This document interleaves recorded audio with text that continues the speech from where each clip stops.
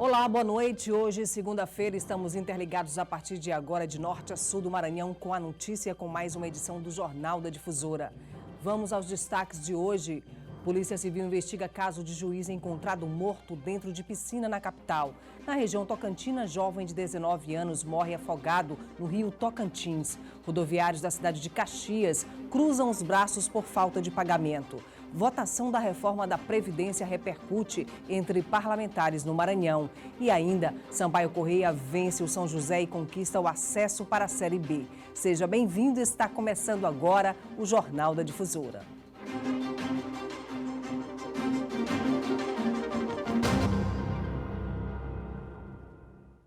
Uma equipe da Polícia Civil está analisando imagens do circuito interno da casa do juiz Fernando Mendes. Ele foi encontrado morto hoje pela manhã em um bairro aqui na capital. Durante todo o dia, emocionados, familiares e amigos passaram no local e lamentaram a perda. Também foi intensa a movimentação de policiais. Segundo os peritos, o juiz Fernando Luiz Mendes Cruz, titular da 7ª Vara Criminal, morreu no fim da tarde de ontem na piscina da própria residência. Não há indícios de que ele tenha sido vítima de homicídio. Em princípio, foi feito o exame pericial, o procedimento pericial aqui onde ele foi encontrado morto. E a conclusão que se chega preliminarmente é que ele se afogou. Ele passou mal na beira da piscina e tombou para a própria piscina, lá ele se afogou. A casa do juiz fica na Avenida Paulista, no Olho d'Água, área nobre de São Luís. Foi a empregada doméstica que encontrou o corpo dele no início desta manhã. Após perícia no local, o corpo foi encaminhado para o Instituto Médico Legal. Foram pedidos exames toxicológicos no corpo do juiz e no copo em que ele bebia pouco antes de falecer. A polícia também está analisando as imagens do circuito interno de segurança da casa. Ele circula na beira da piscina sozinho, sem ninguém. Não estava em companhia de nenhuma pessoa do sexo masculino e nem do sexo feminino. Ele estava só, se sentou na beira da piscina e lá ele passou mal. Por meio de nota, o presidente do Tribunal de Justiça do Maranhão, desembargador José Joaquim Figueiredo dos Anjos, em nome dos demais desembargadores, membros da Corte e da família judiciária maranhense, lamentou a perda do juiz Fernando Cruz. Fernando Cruz ficou conhecido em 2017, quando se envolveu em uma polêmica no caso dos hospitais em que a ex-governadora Rosiana Sarney era acusada de desvio de dinheiro público. Ele anulou a decisão proferida pelo juiz Clésio Coelho Cunha, que absolvia a ex-governadora, mantendo os outros 16 envolvidos como réus. E a temporada de veraneio na cidade de Imperatriz contabilizou 5 afogamentos no rio Tocantins. O último caso aconteceu no sábado com um jovem de 19 anos, identificado como Rudinan. Segundo testemunhas, ele tinha ido a um passeio na praia do Rio Claro. E além das 4 pessoas mortas após um acidente ontem aqui na capital, outras 5 ficaram feridas e continuam internadas. Uma delas está em estado grave. Esta é a última foto que o Henrique tirou em vida. Mandou para a esposa depois de assistir a uma partida de futebol. O vigilante tinha só 37 anos e foi o primeiro a ser atingido no acidente. Quando eu acordei, foi com o som do carro do Corpo de Bombeiro, que eu abri a porta, vi a fumaça, os policiais virando o carro. E quando eu desci para mim... A rua, quando eu cheguei, ele já tinha ido a óbito. Esta também foi a última foto da Tiana e da Carla. Elas são primas. Carla se formaria no próximo dia 20 em assistência social. Ela trabalhava como agente penitenciária e deixou 2 filhos. A Tiana era dona de casa e também vai deixar 3 filhos. 2 vidas que foram ceifadas aí por um cara desse, que todo mundo que estava embriagado. E usa o carro, como se fosse uma máquina de matar. Vai beber e coloca a vida das pessoas, Coloca a vida das pessoas em risco, matando, tirando o sonho. O Maurício recentemente se tornou pai, tinha 25 anos, trabalhava como gerente de uma agência bancária. Ele era um dos passageiros do carro e morreu na hora. Em 2017, ele participou de uma campanha educativa contra o uso de álcool associado à direção. Mas, infelizmente, foi dessa forma que ele também morreu. A realidade quis ser mais perversa do que a ficção, e não me permitiu nem estar sepultamento dele. Fui saber praticamente às 8 horas da manhã. E só me restou enterrá-lo. As 4 vítimas morreram no mesmo dia depois que um carro desgovernado desceu esta barreira às margens da Avenida Carlos Cunha. As marcas do desastre ainda estão por onde o carro passou, levando as árvores e os sonhos de 4 famílias. O carro era dirigido por Vitor Ian Barros de Araújo, que sofreu apenas ferimentos leves. Ele tem 25 anos, foi preso em flagrante e, segundo populares, estaria alcoolizado quando o acidente aconteceu. O inquérito policial foi instaurado, a partir do auto de prisão em flagrante. A gente vai colher os depoimentos testemunhais, aguardar os laudos do ICRIM, do IML, quando as pessoas tiverem condições de fazer, as pessoas lesionadas, quando elas tiverem condições de ir no IML fazer o exame, serem submetidas, aguardar os laudos cadavéricos. E nas estradas que cortam o Maranhão, a Polícia Rodoviária Federal reforçou o efetivo durante o fim de semana. Entre os dias 6 a 8 de setembro, 14 acidentes foram registrados, com 10 feridos e 4 mortes. Quase 2.000 veículos foram fiscalizados, sendo penalizados 876 condutores infratores e 9 pessoas foram detidas, 6 por alcoolemia e 2 por uso de documento falso. E a primeira ocorrência com vítima fatal aconteceu na manhã de sábado, na BR-316, em Caxias. Uma colisão entre 2 veículos causou a morte de um motociclista ainda não identificado. Na BR-226, em Barra do Corda, Maria Moura de Souza morreu também após colisão entre 2 carros. Na madrugada de domingo, na BR-316, em Peritoró, Lailton Silva e Silva morreu após ser atropelado por um veículo. E na BR-010, em Campestre do Maranhão, uma moto saiu da pista e provocou a morte da passageira Yara Lucy Alves Farias. O Jornal da Difusora faz um rápido intervalo e daqui a pouco, assassino confesso de Décio Sá é absolvido da morte de líder de facção no estado. E na cidade de Caxias, rodoviários cruzam os braços por falta de pagamento. É já já.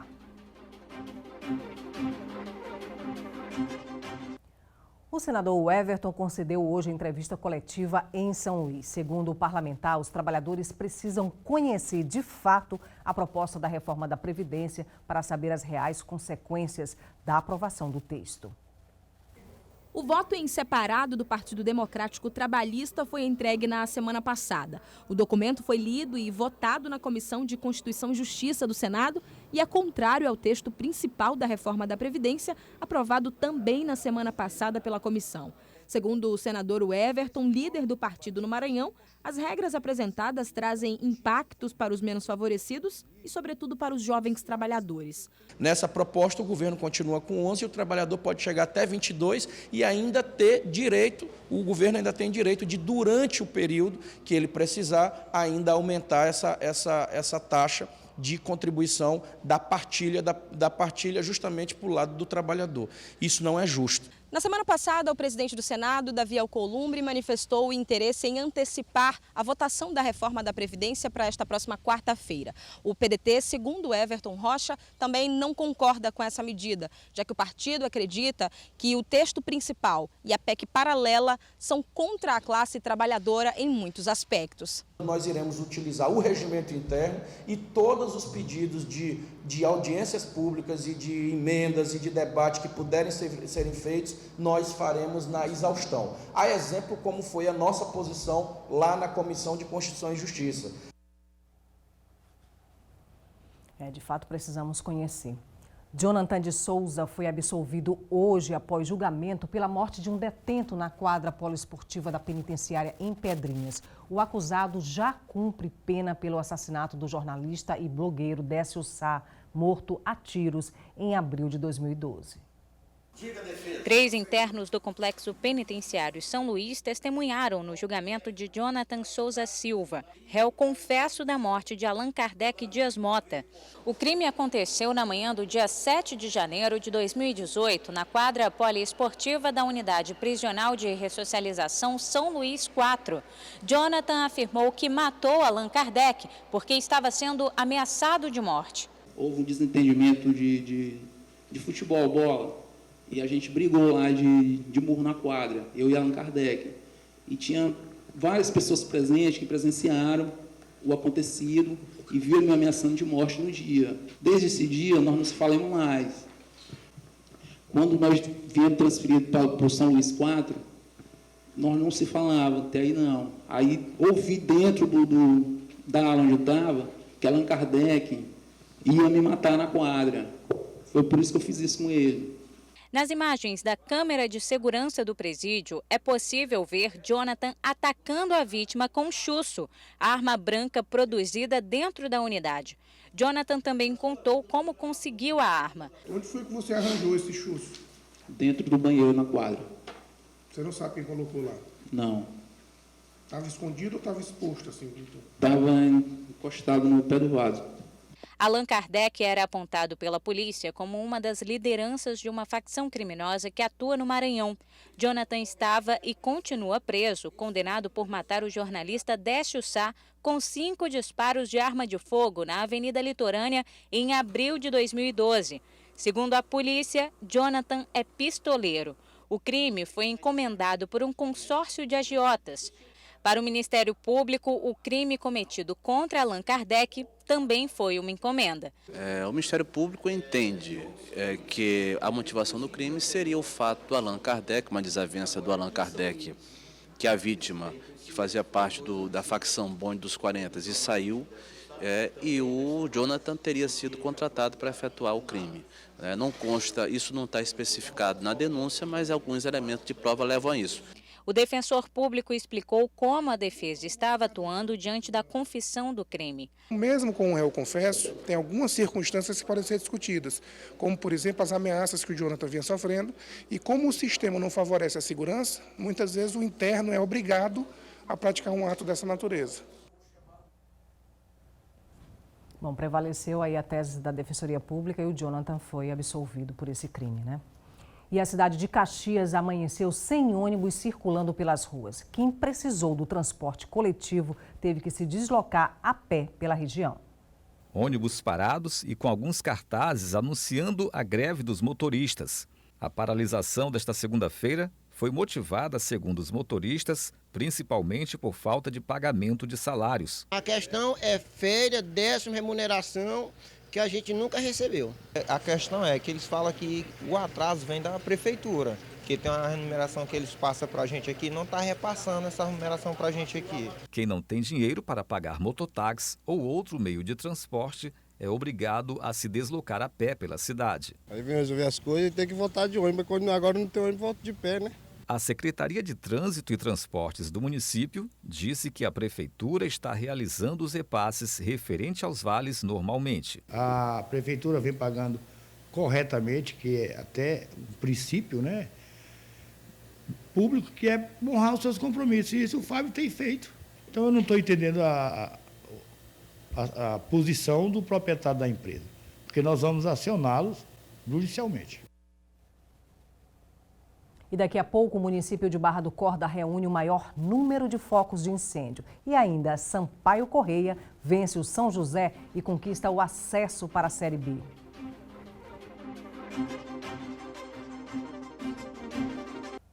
Voltamos com o Jornal da Difusora. A Operação Verde Brasil de combate às queimadas na região da Amazônia Legal completou hoje 17 dias.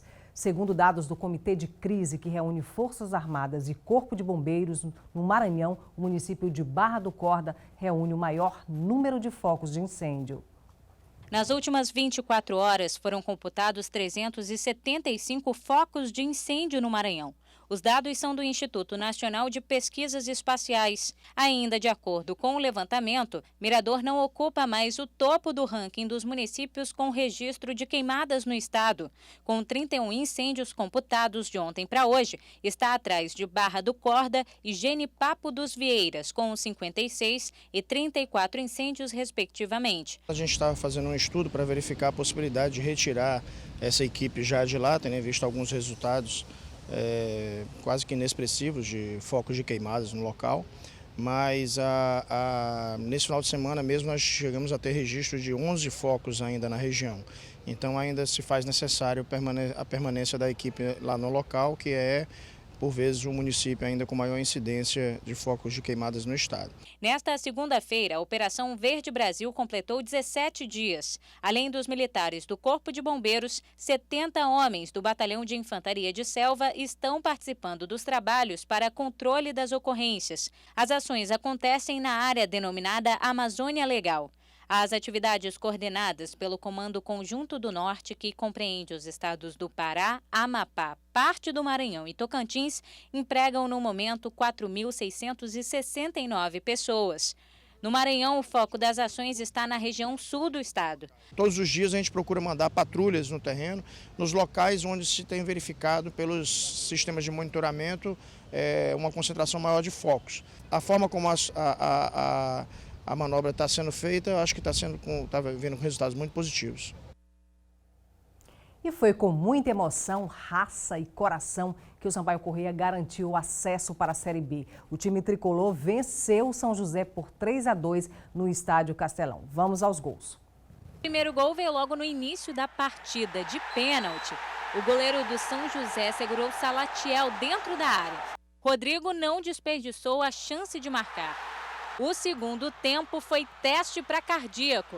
Aos 17 minutos, São José empatou com gol do Lucão. Logo em seguida, o Sampaio voltou a abrir vantagem quando o Salatiel marcou.